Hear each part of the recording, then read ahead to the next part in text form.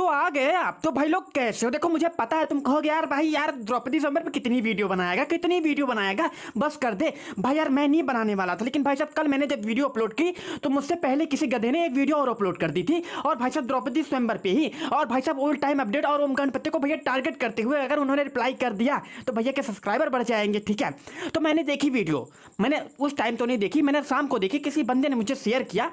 देखो भाई लोग तुम भी जानते हो, हम भी जानते हैं, सबके सब जानते हैं कि भाई साहब सबसे ज्यादा ऑथेंटिक बुक महाभारत की बोरी सी है। लेकिन भाई साहब ये कर्ण भक्त है ना, ये जैमिनी उठा के लेके आते हैं, क्योंकि भाई साहब जैमिनी में ना कर्ण की बहुत ज्यादा बड़ाई मारी गई है, बहुत ज्यादा बड़ाई मारी गई है, क्योंकि भाई साहब उसका सिर्फ एक पारो बचा था, उसके सारे पन्ने गायब थे भाई साहब। लेकिन भाई साहब उसको किसी कर्ण भक्त ने उठाया और दबा के मिलावट कर दी, और भाई साहब उस पर बहुत ज्यादा भरोसा करते हैं ये लोग। मैं कुछ कहूंगा नहीं उस पर, ठीक है।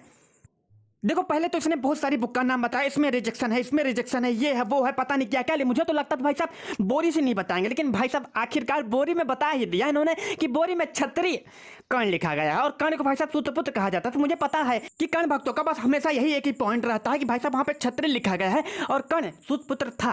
तो भाई साहब मैं अभी इसको डिबंग कर देता हूँ ऐसे आराम से यार, ठीक है। लोग ये बात उस समय की है जब अर्जुन अपना रंगभूमि में कौशल दिखा रहे थे, और भाई साहब कर्ण बिना बुलाए ही पहुंच जाते हैं, ये आके मुझसे लड़ लो, ये पता नहीं क्या करने पहुंच जाते हैं, मतलब बिना बुलाए।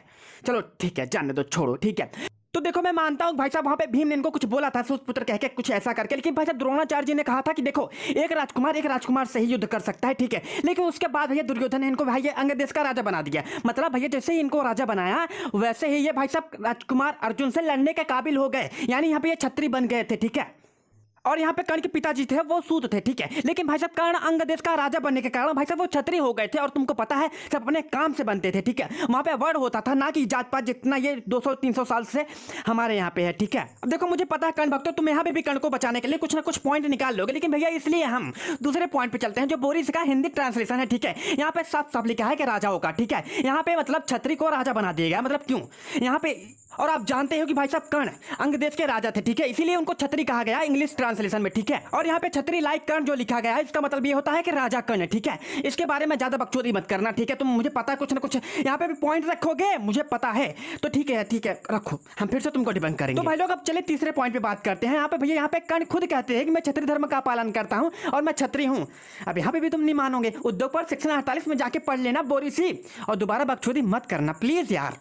देखो सबसे बड़ा प्रूफ यही है, ठीक है। तुम्हारे 12 मिनट की वीडियो के लिए सबसे बड़ा प्रूफ यही बनता है, ठीक है। लेकिन इसके बाद मैं इतने बड़े बड़े प्रूफ दूंगा तुम्हारी फट के हाथ में आ जाएगी, ठीक है। तो अब चौथे पॉइंट पे बात करते हैं, ठीक है। मुझे ये गीता प्रेस में लिखा है, मुझे पता है इस पे तुम भरोसा नहीं करोगे, लेकिन फिर भी हम बताएंगे क्योंकि हमारा काम है भाई साहब, ठीक है। तो वहां पे भाई साहब कर्ण खुद कहते हैं अब मेन्यूवध के दिन कि मैं सिर्फ क्षत्रिय धर्म के कारण यहाँ पे रुका हूं, नहीं तो मैं अभी तक भाग चुका होता, ठीक है। मतलब भगोड़ा था तो भागेगा ही नहीं।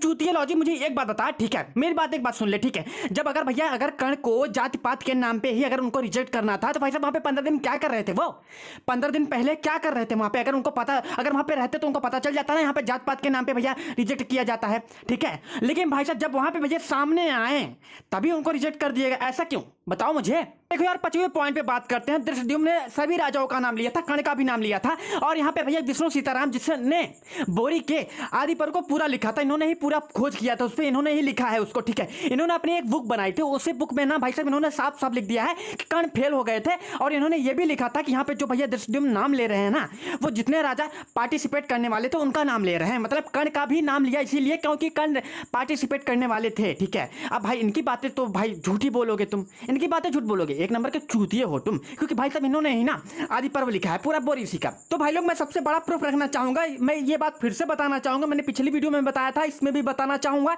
कि 1259 मनुस्क्रिप्ट में से 5 में ही द्रौपदी ने कर्ण को रिजेक्ट किया था, इसका मेंशन है। मतलब 4 या 5 में है, इसका मतलब ये 4 या 5 झूठ है, ठीक है। अब तुम बोलोगे प्रूफ दे दो, तो प्रूफ मैं इस बार लेके आऊंगा, अगले बार नहीं दिया था ना प्रूफ, इस बार दूंगा, ठीक है।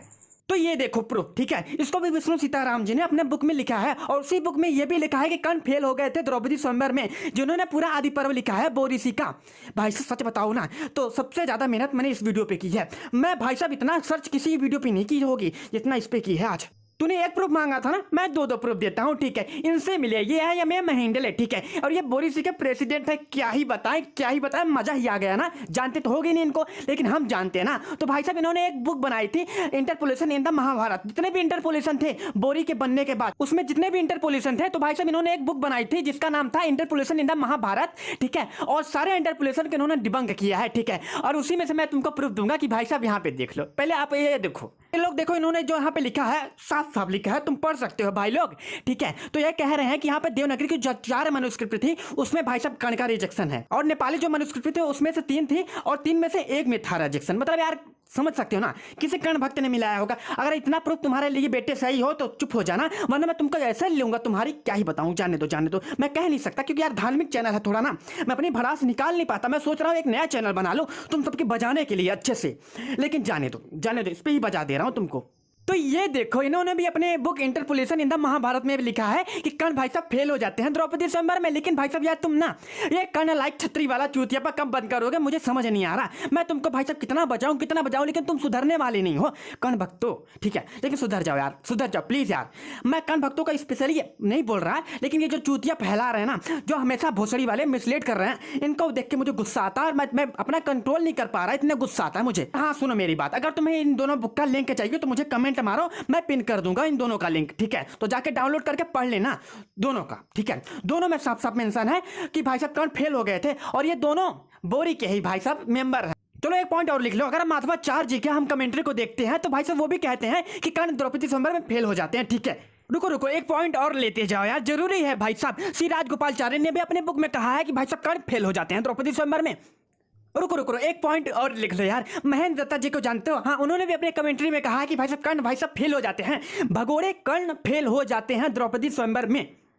रुको एक पॉइंट और लेते जाओ भाई साहब। 15वीं शताब्दी में सरला दास जी ने भाई साहब एक बुक लिखी थी, उन्होंने भी उसमें कहा था कि कर्ण भाई साहब फेल हो जाते हैं द्रौपदी स्वयंवर में। ये देखो, जहां तक मुझे लगता है कि इतना प्रूफ काफी होगा तेरे लिए चूतियालॉजी, हाँ तुझी से बात कर रहा हूँ, तुम्हारे लिए इतना प्रूफ काफी होगा। और कर्ण भक्तों जो अंध भक्त है मैं उनकी बात कर रहा हूँ, तुम्हारे लिए भी इतना प्रूफ काफी होगा। तो आज के बाद छतरी लाइक करने ले मत करना बकचोदी, ठीक है, वरना मैं तुम्हें पेल दूंगा सीधा। तो भाई साहब बस खत्म कर दो यार, दिमाग पूरा खराब हो गया यार, सच बता रहा हूँ आज पूरा दिमाग खराब है मेरा। तो इस वीडियो का शेयर करो, जाके उसके पास बताओ कि देखो तुम्हारे वीडियो का रिप्लाई आया है।